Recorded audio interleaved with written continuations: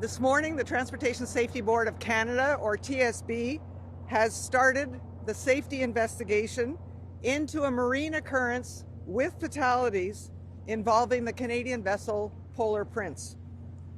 At the time of the occurrence, the vessel was involved with the operation of a submersible known as the Titan, which has been reported to have suffered a catastrophic implosion, leading to the presumed deaths of the 5 people on board.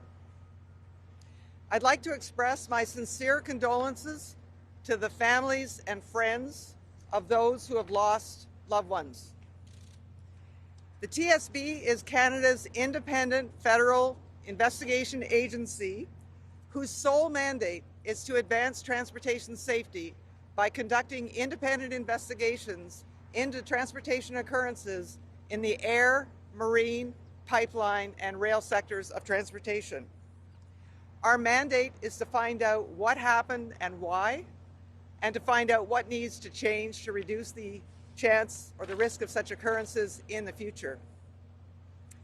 Very important, it is not the function of the board to assign blame or determine civil or criminal responsibility. Now this morning, TSB investigators boarded the Polar Prince to examine and document the vessel, to collect information from the vessel's voyage data recorder and other vessel systems that contain useful information. We have also begun conducting interviews with the people aboard the vessel. At this point, we are not in a position to provide specific details about the occurrence or about the investigation that are not already in the public domain. But we will answer your questions with respect to our mandate, our jurisdiction, and our processes, to the extent that we are able to do so. Je vais maintenant procéder avec une court résumé en français. Encore bon après-midi. Once again, good afternoon. This morning, the Bureau, the TSB of Canada started an investigation of maritime security and transport on the cause of the Polar Prince vessel. At the moment of the event, we participated to the exploitation of the submersible Titan that had a catastrophic implosion and with 5 presumed deaths on board.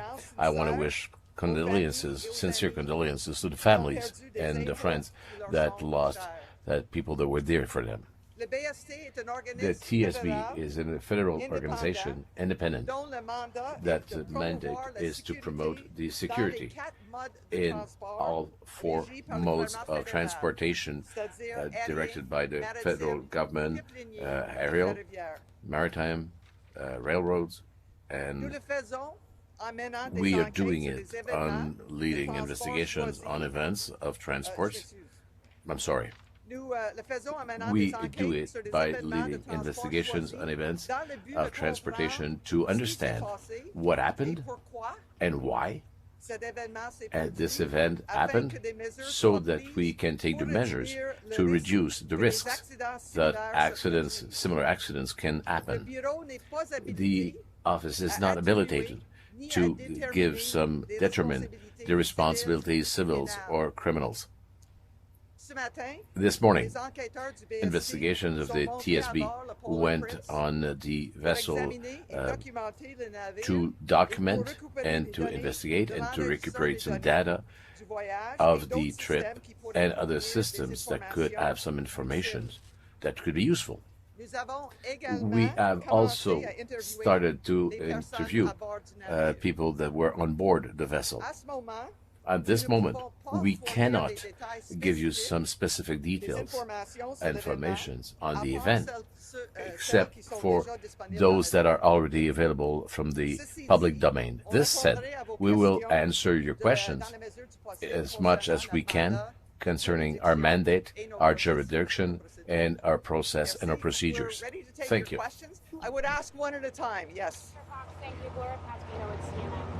you mentioned there's a voice recorder that you are looking into. Can you share any more information about what kind of information may have been recorded and what you're hoping to recover from it? So what I can tell you is vessels of this size are required to have a voyage data recorder which records audio that's on the bridge. The content of those voice recordings could be useful in our investigation, but the contents are privileged under Canadian law, and therefore we can't share what the voice recordings will say. They are protected. Can you tell us Can you tell us generally what questions you have about the role the Polar Prince may have played in this disaster? I'm going to ask Mr. Cliff Harvey to respond. Mr. Harvey is the Director of Investigations for Marine. It's under his authority that this investigation is being conducted. So any questions specific to the investigation, to the extent we can share, he will answer. But go ahead. All right, thanks, Kathy. So as Ms. Fox said, we're looking at all the circumstances surrounding the 5 individuals who were on board the Polar Prince who didn't return with the vessel when it came back to Canada. So that's in all aspects of the circumstance of their loss. The sled on the Titan was pulled in separately this morning, towed behind another vessel. Sorry, there's one question over here, and then I'll come back to you, sir. Bonjour.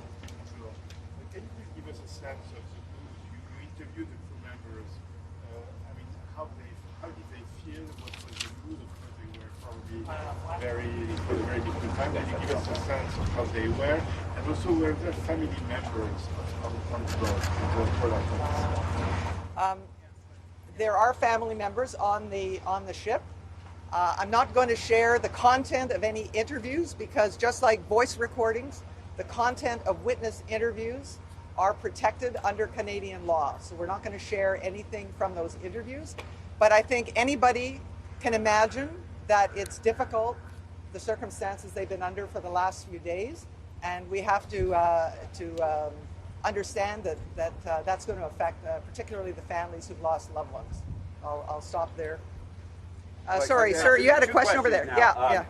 One, the sled, why is it significant and why was it towed in separately? And 2, has the personnel on board the Polar Prince been allowed to leave, including the family members?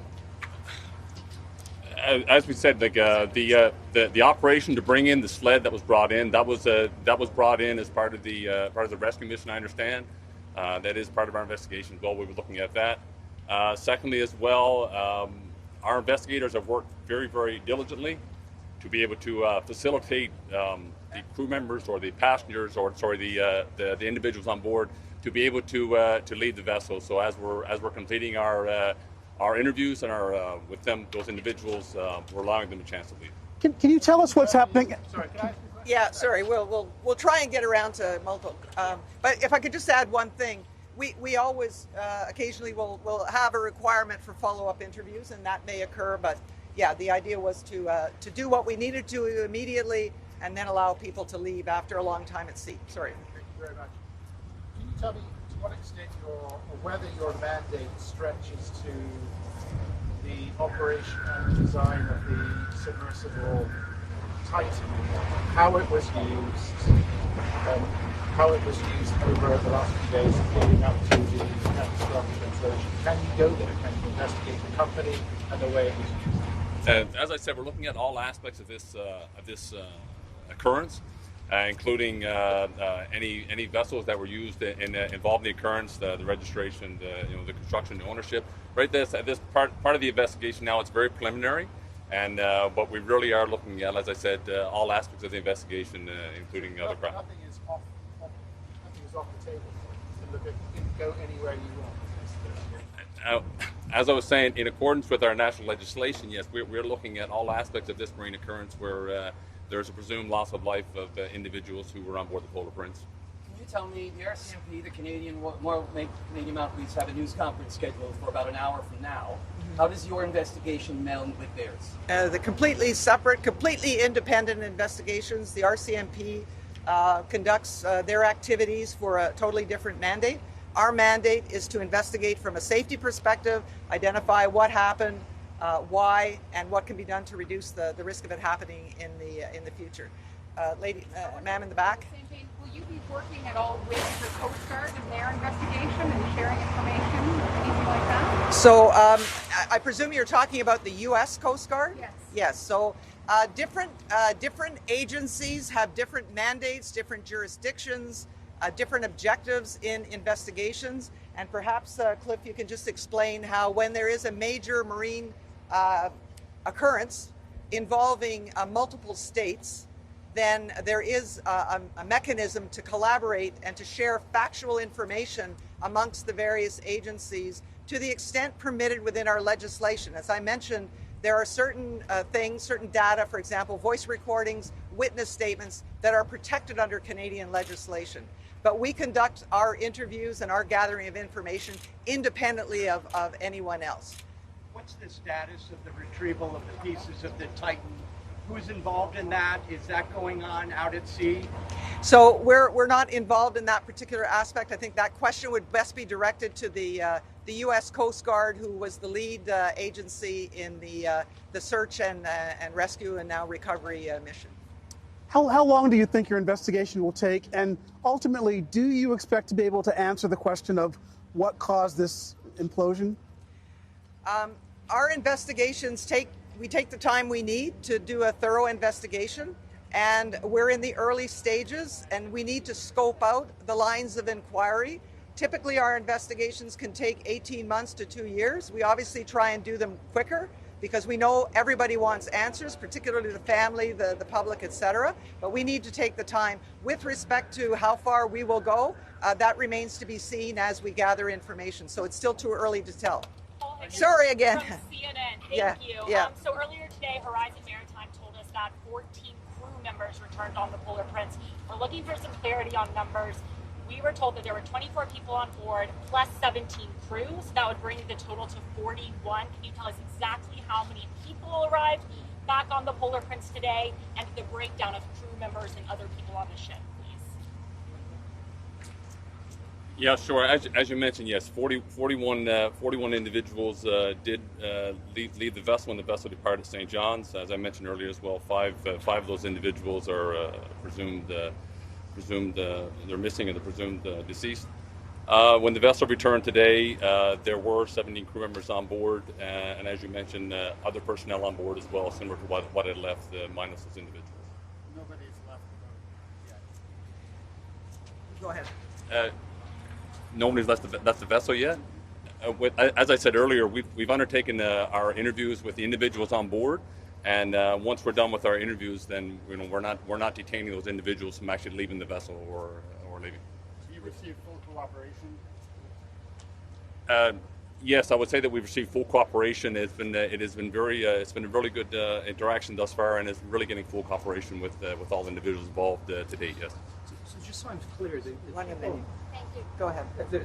just to follow up on her question, that total number, does that include family members who traveled out from here, or do those family members report today? Maybe I would just caution that those are some of the things that we need to validate. So we have preliminary numbers, which Cliff has shared. We'll validate all that in terms of crew versus other occupants that were on the vessel. But what's clear is that there were 5 that were on the vessel that left here some time ago, and 5 did not return. Who did not return? That's clear. So I just don't want to give you a number today and then find out, oh well, we missed 1 or 2 or whatever. But just to clarify that. Yes, ma'am. Thank you, Chair Fox. I wondered if you could just provide clarity. I know there's different agencies that are participating in the investigation. Is there a specific agency that's taking the lead? Is it the U.S. Coast Guard? Is it you? Is it the American TSB? And as a follow-up on that, usually when the TSB is involved in an investigation, they issue a preliminary report. Do we expect to see anything like that here? So in terms of what's happening today, we are conducting a safety investigation in Canada, given that this was a Canadian flag vessel that departed a Canadian port and was involved in this occurrence, albeit in international waters. Other agencies may choose to conduct investigations, and that's up to them. But there are provisions in the International Maritime Code for collaboration amongst agencies conducting parallel investigations in accordance with their mandate and their objectives. So So whatever other agencies will do, you'd have to defer to the U.S. Coast Guard to ask what their plans are with respect to that. I think you had a second follow-up, and I'm sorry I missed. Oh yeah, sorry, progress. Yeah, we're I can't guarantee when we'll have a more fulsome update, say in the coming days, but as we gather more information that we're able to release, we will share it.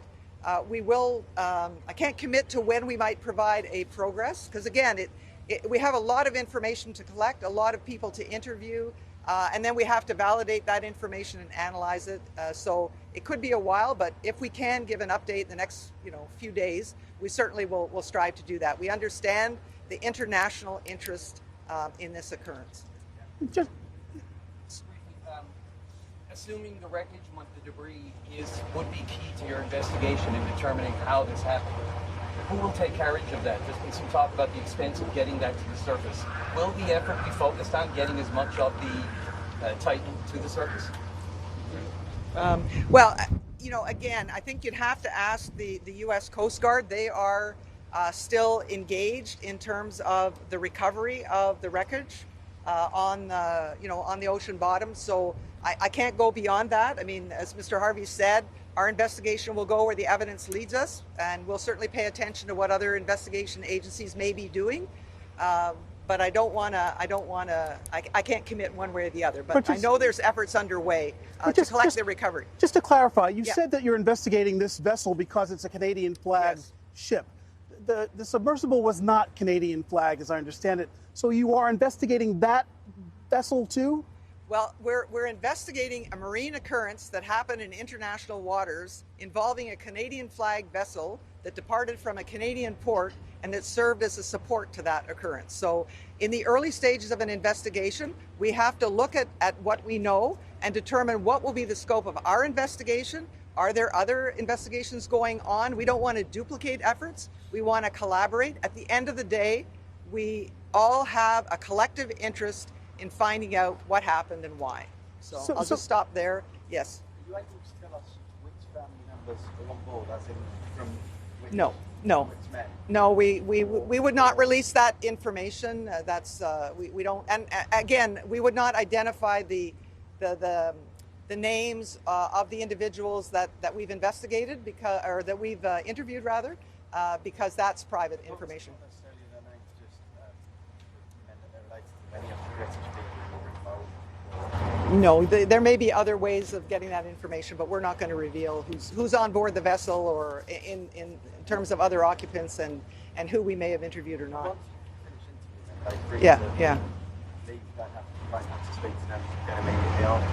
Again, bearing in mind the trauma, the difficult circumstances that families have been through, we made it a priority to engage with them earlier rather than later, but we may have follow-up interviews after the fact. We don't want to hold them on the vessel any longer than necessary. So, okay, I got 2 or 3 more questions, and then we'll. Yeah. That point you were just making, and you mentioned this at the beginning.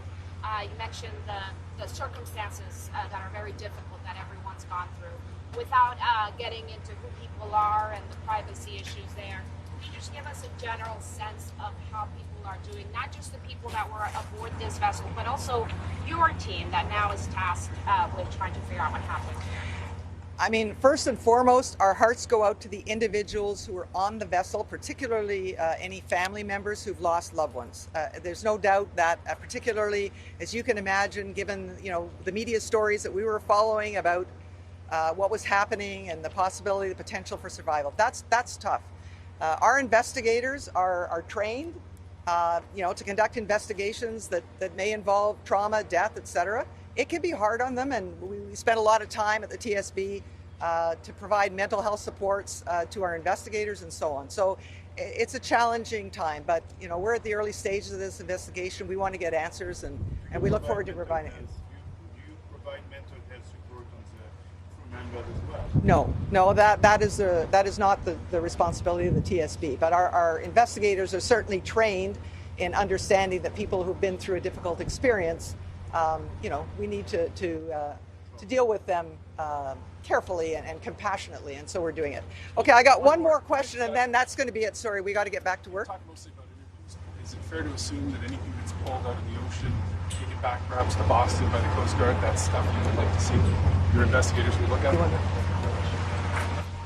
As part of our investigation, yes, we will certainly be looking at any information that is made available to us, yeah, I mean, we'll be working with our international partners as well to share any factual information that we can in accordance with our national legislation, so similar to the other states' legislation as well. Do you expect the interviews to go into the night? Could you spell your name, please? Sorry, thank you very much. This is all for today, and again, we'll keep you posted if we can do another update in the coming days, but we appreciate your patience and your interest. Thank you.